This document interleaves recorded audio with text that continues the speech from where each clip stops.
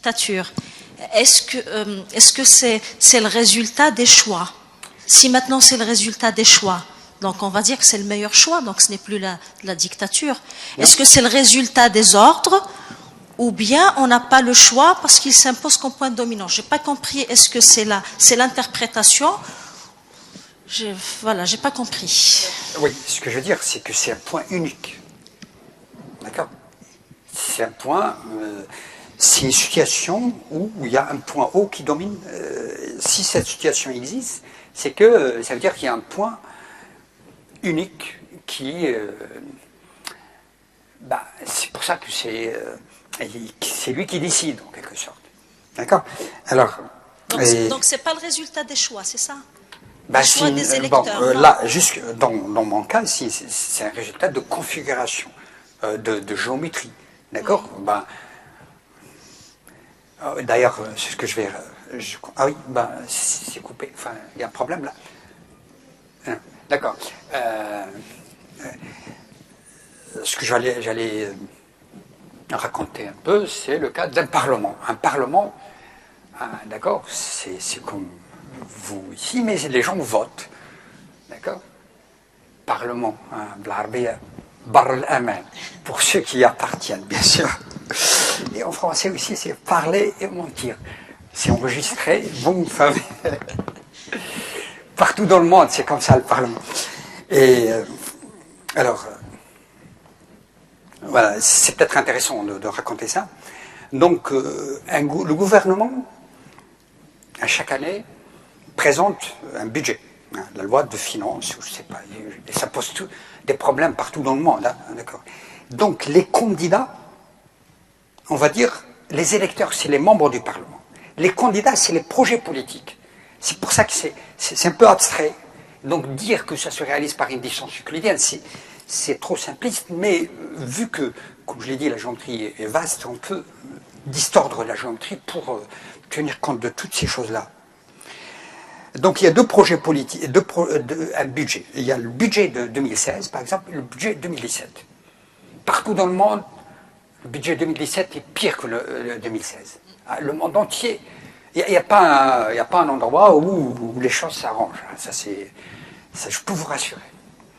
Donc, naturellement, les gens, les membres du Parlement, s'ils sont consciencieux, ne votent pas pour le budget de 2017. D'accord?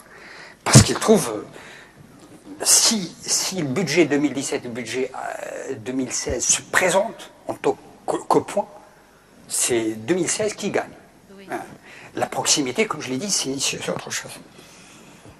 D'accord? Sauf s'il y a un consensus, donc un point, effectivement, dominant, enfin, qui fait un miracle. Alors, ça c'est pour la première partie. La seconde partie, le chaos. Le gouvernement, qu'est-ce qu'il fait? Il sait que le budget, le vrai budget 2017, ne marchera pas.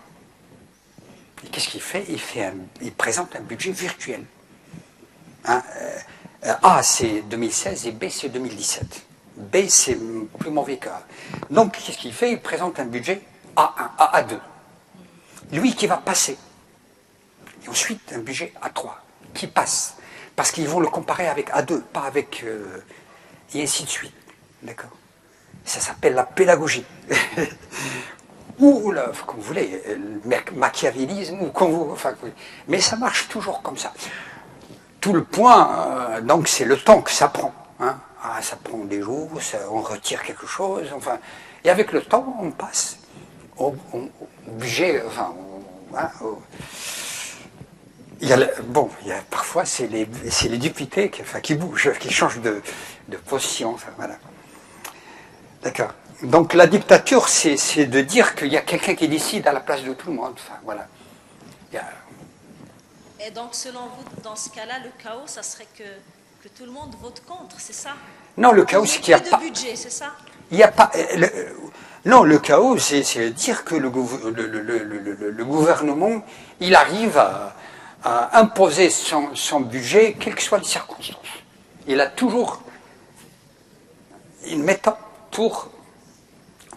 dans ce cas-là, cette interprétation-là. C'est que Voilà, il y a toujours, puisqu'il n'y a jamais quelque chose qui fait le consensus, alors tout est possible. C'est ça le dichotomie. Puisque soit il y a un budget, un projet sur lequel tout le monde est d'accord. Hein, c'est pas que tout le monde est d'accord, c'est-à-dire que chaque fois qu'il y a deux choses qui se présentent, c'est lui qui gagne. Ça peut dire que c'est l'idéal pour tout le monde. Non. Il n'y a pas plus mauvais, enfin disons pour tout le monde. Hein, ok. Ou tout sera possible.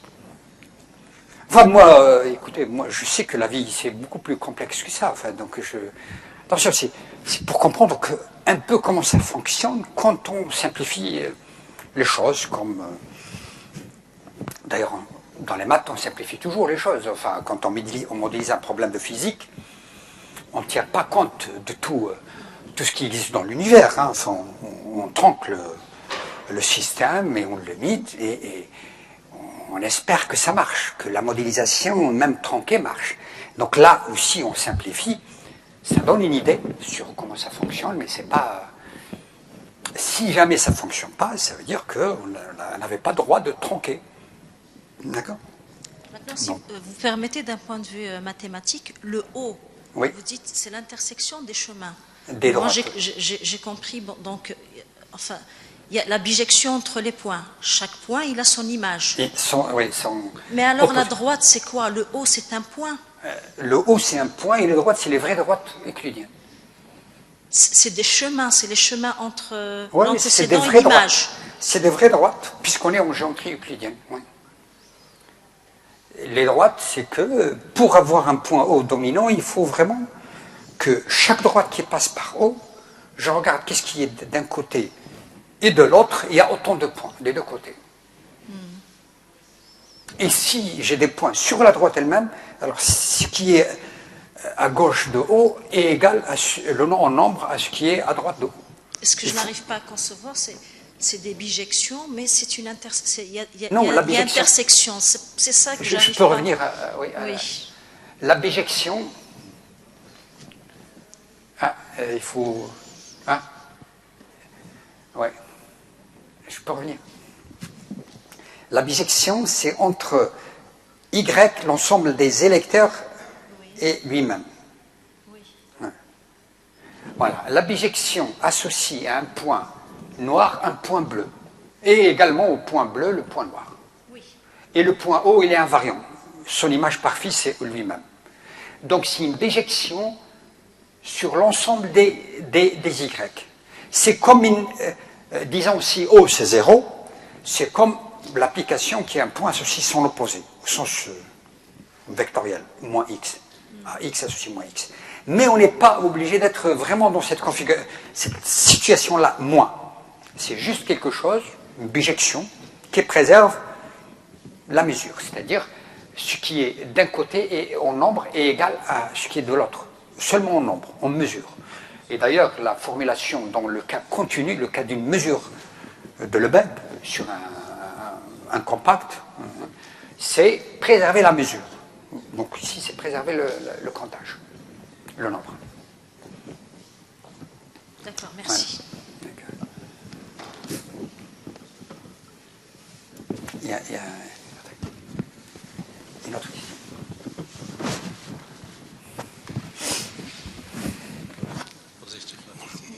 Bonjour. S'il vous plaît, concernant toujours ce modèle-là, où vous parlez de bijection, je suppose que les modèles, on doit avoir autant d'éléments de l'ensemble d'arrivée que de l'ensemble de départ. Exact. Parce que c'est des ensembles finis. Oui. Hein, en général, ça se présente sous cette conjoncture-là. C'est ce que j'ai raconté ici. D'accord. Donc ça suppose que le nombre de candidats doit être... quelque part, c'est comme si tout le monde était candidat et électeur en même temps. Oui. Je suppose un petit peu bien sûr, mais la conjoncture sous cette forme-là. Non, j'ai dit que c'est trop simpliste comme modèle. Mais donc, j'ai mis les candidats. C'est ce que j'ai dit moi-même, hein, c'est une critique que je me suis faite. Voilà. C'est qu'on a mis les candidats et les électeurs dans un même espace. Mais ensuite, il y a des artifices pour dire, voilà, au lieu de prendre R2, je prends R2, je prends une partie de... Je remplace R2 par quelque chose dans R3. je mets les électeurs ici, les candidats là, enfin, je joue avec la distance, je fais des choses. Et l'existence de ce facteur dominant, cet élément dominant, Ouais. dans la pratique, ce n'est pas quelque part le rôle que joue la presse, les faiseurs d'opinion, ceux qui... Parce que là, vous avez... Je dérape un petit peu, peut-être que je sors un peu du sujet, mais... Non, mais vous êtes enregistré, je ne suis pas responsable. On va peut-être couper couper l'émission en direct. Mais l'existence de ce dominant-là, parce qu'il m'intrigue depuis tout à l'heure, parce que c'est lui qui a empêché un peu le chaos. Bah, je ne sais pas si ça empêche le chaos ou ça empêche... Qu'est-ce que ça empêche? Quelque part, sa disparition amènerait le chaos. J'ai compris, hein. Dans votre exposé, moi, je ne suis pas en train de faire la promotion de la dictature. C'est surtout pas ça. Non, au contraire. Moi, je dis... Donc, conditionner la réflexion des gens, ça serait une manière de ne pas le... Ouais. Donc, vous rejoindrez l'idée que... Non, pas du tout. Que la dictature serait peut-être le bon modèle pour les peuples. Non, pas du tout. Non, c'est pas tout ça. Je m'excuse si je dérape un petit peu. Oui, non, bien sûr. Non, moi je dis, il faut comprendre comment ça fonctionne. Parce que il faut essayer de trouver un consensus entre nous-mêmes. Voilà, en quelque sorte. Pour ne pas être ni dans le cas de la dictature, ni dans le chaos. Il faut qu'on... Bon, là, c'est vraiment... De toute façon, même si c'est une fatalité, ce serait bien de comprendre comment ça fonctionne. D'accord? Enfin, c'est... Enfin, peut-être qu'il y a des gens qui utilisent à travers ce genre de choses. Hein, d'accord? Donc, c'est toujours comme ça. Il y a des gens qui... de toute façon, il y a des gens qui prétendent que soit moi, soit le chaos. Hein, moi ou le déluge. Mais le point, c'est d'essayer de comprendre. Ici, dire qu'il y a une géométrie où il n'y a pas ça, par exemple. Enfin, on sera heureux de trouver un espace compliqué où on peut avoir... on a une alternative. Il y a autre chose. C'est ça le point. Alors, non, moi, c'est pas du tout mon but. Enfin, pour ce point dominant, moi, j'ai compris autre chose. Moi, je ne l'ai pas compris comme une dictature, j'ai compris un leader. Je donne l'exemple du Parti socialiste français. Quand il y avait Mitterrand qui était leader, il n'a jamais été contesté à gauche, c'est toujours le candidat naturel de la gauche, etc. Après Mitterrand, ils n'ont pas de leader, c'est le chaos à gauche. Ils n'arrivent pas à avoir un candidat. Moi, c'est comme ça que je l'ai compris. Voilà, c'est ça. Enfin... Et c'est le chaos aussi à droite. Ils n'ont pas un leader naturel. Oui, ben voilà. Alors, je crois quelqu'un qui veut poser. Voilà, c'est ça. Il n'y a pas que de négatif. Donc, salut à tous. Je tiens d'abord à remercier le conférencier pour cette conférence appréciable. Donc, je suis un étudiant en deuxième année master recherche opérationnelle. Donc, dans le cadre du module MAMAD, modélisation mathématique et de la décision en première année master, j'ai eu l'occasion donc d'étudier le sujet que vous avez développé dans un chapitre qui s'intitule Théorie du choix social, c'est ça, normalement? Exact, oui. Donc, j'ai quelques questions d'ordre beaucoup plus politique à soulever. Donc, on a développé plusieurs concepts, la dictature de la majorité par exemple, le paradoxe de Condorcet. Ouais. Donc, je tiens d'abord à remarquer une chose, c'est que les auteurs qui ont écrit sur le sujet se sont bornés juste à faire un constat sur le suffrage universel dans la démocratie, dite démocratique.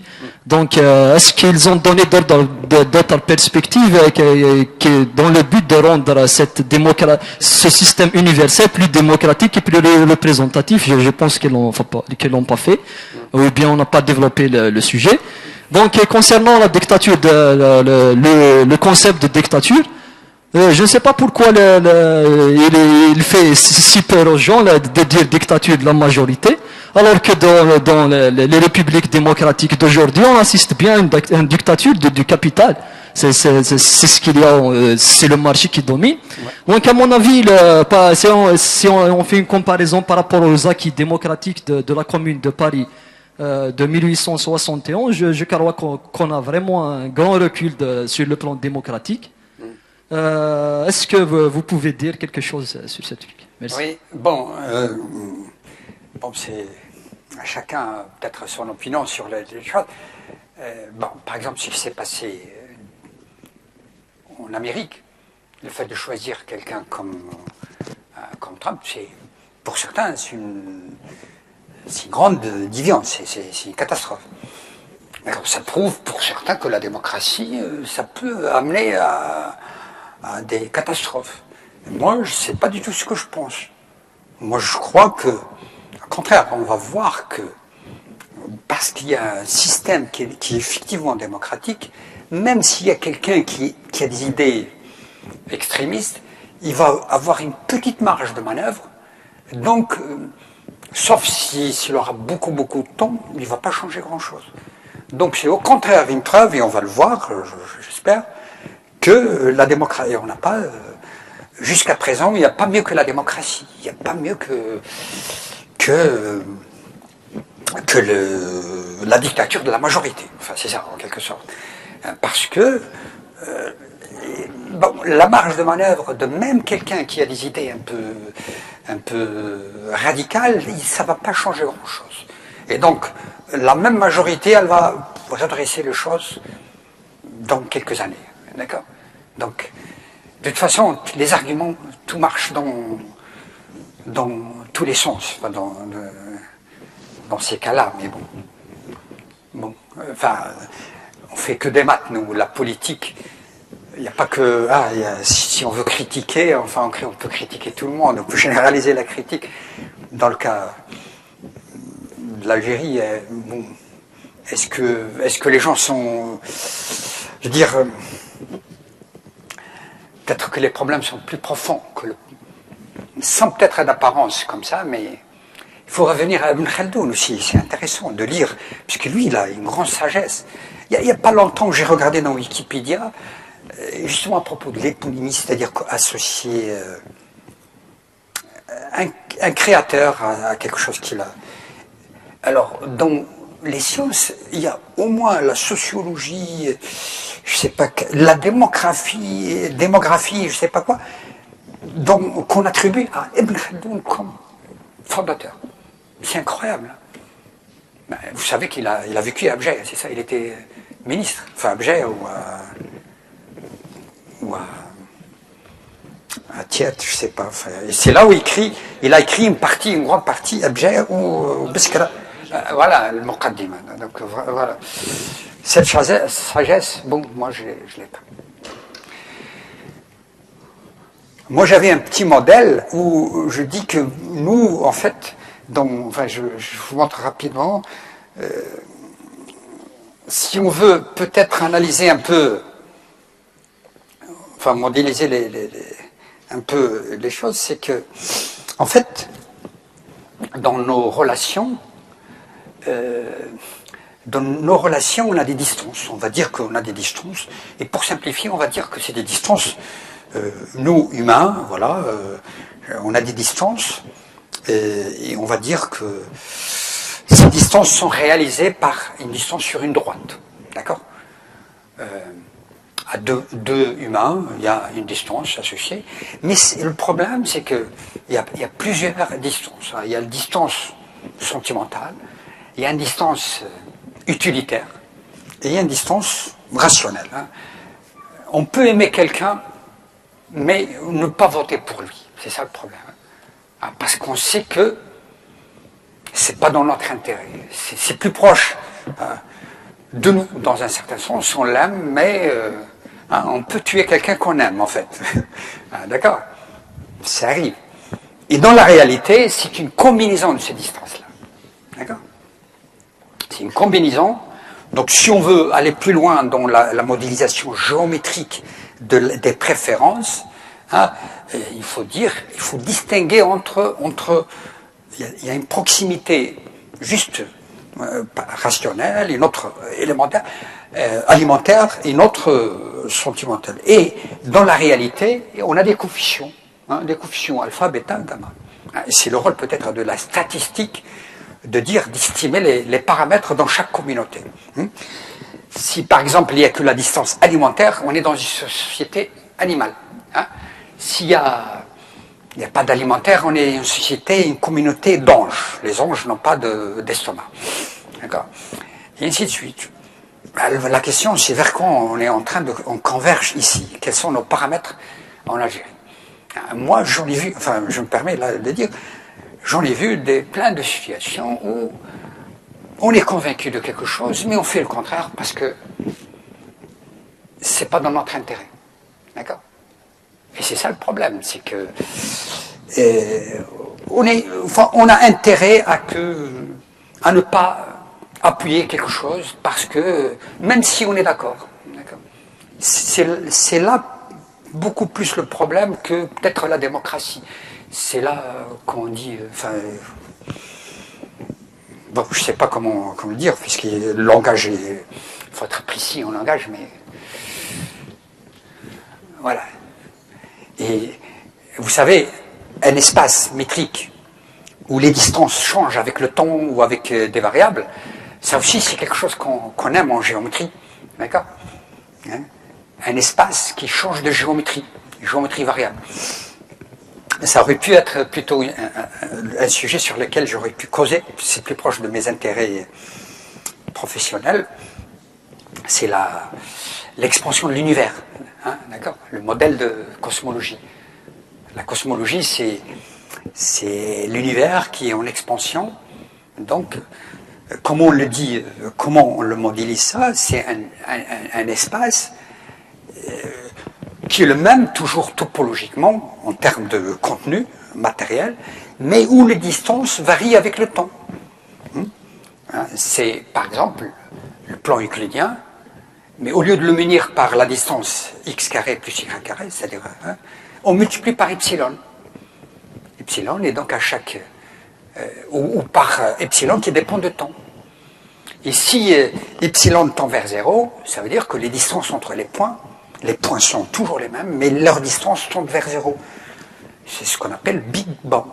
C'est-à-dire que si l'espace, malgré que c'est pas un point, mais si les distances sont nulles, c'est comme si on est au même point. Et qu'on s'attend vers l'infini. Ouais. Vous voyez aussi une autre situation où la géométrie, où le langage mathématique peut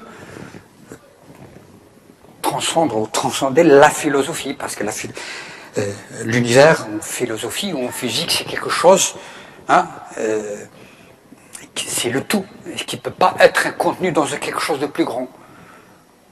C'est quelque chose l'expansion de l'univers, c'est quelque chose qu'on ne peut pas exprimer en termes de physique ou philosophique. Mais en termes de mathématiques, on l'exprime comme ça. C'est un espace métrique pour lequel la distance varie. Et donc, dans lui-même, c'est les mêmes points, mais leur distance varie. Donc, il est en expansion. Bon, j'ai profité juste pour parler de quelque chose sur lequel je suis plus sûr, quoi. Voilà.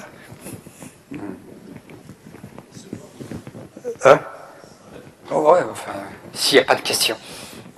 Une question, on va laisser le professeur Zreb se reposer un peu. Ok, merci beaucoup. Merci.